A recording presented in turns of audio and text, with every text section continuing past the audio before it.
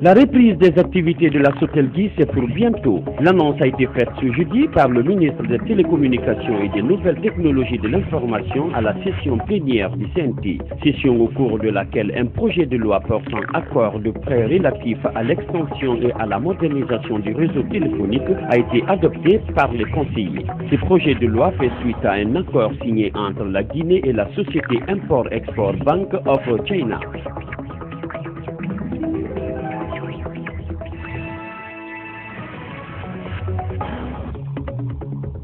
Le ministre délégué au budget a rencontré ce jeudi les opérateurs du secteur privé et les structures relevant de son département. Les discussions ont essentiellement porté sur le projet de loi de finances rectificative relative aux incitations fiscales et douanières à l'investissement. L'objectif de la démarche est d'établir une synergie d'action entre le secteur privé et public pour éliminer certaines pratiques en vue de propulser l'économie guinéenne.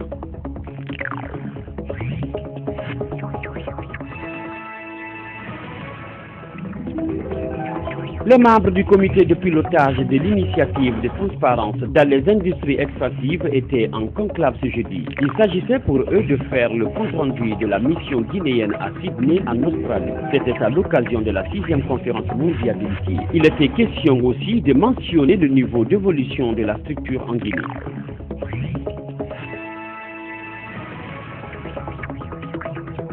Le ministre délégué au transport à la tête d'une importante délégation gouvernementale s'est rendu récemment sur le site de Kouria dans la préfecture de Koya. Ce site doit abriter très prochainement un parc automobile. Il devrait contenir toutes les voitures d'occasion destinées à la vente, une manière de désengorger la capitale.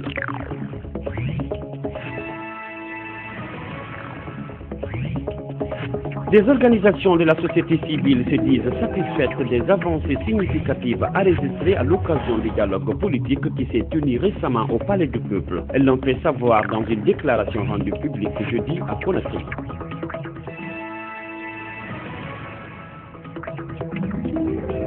Unité nationale et développement économique de la Guinée, un challenge pour la jeunesse. C'est le thème du 2e forum de l'étudiant guinéen au Maroc. Ce jeudi, les organisateurs de cet événement ont animé une conférence de presse qui s'est tenue à Conakry. Objectif échanger avec les journalistes, notamment sur la particularité de cette 2e édition prévue du 21 au 23 juin au Maroc.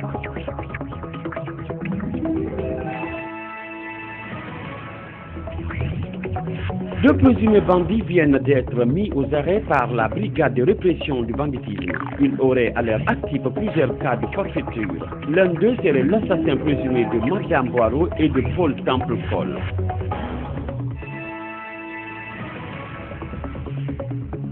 Le grand banditisme et la criminalité au centre des préoccupations des populations de la préfecture de Dubrika. Ce jeudi, à l'initiative de la plateforme nationale des citoyens unis pour le développement, une journée de réflexion sur la question a eu lieu dans la localité. La démarche vise à créer une synergie d'action entre les populations locales et les forces de sécurité pour une efficacité dans la lutte contre le banditisme et la criminalité.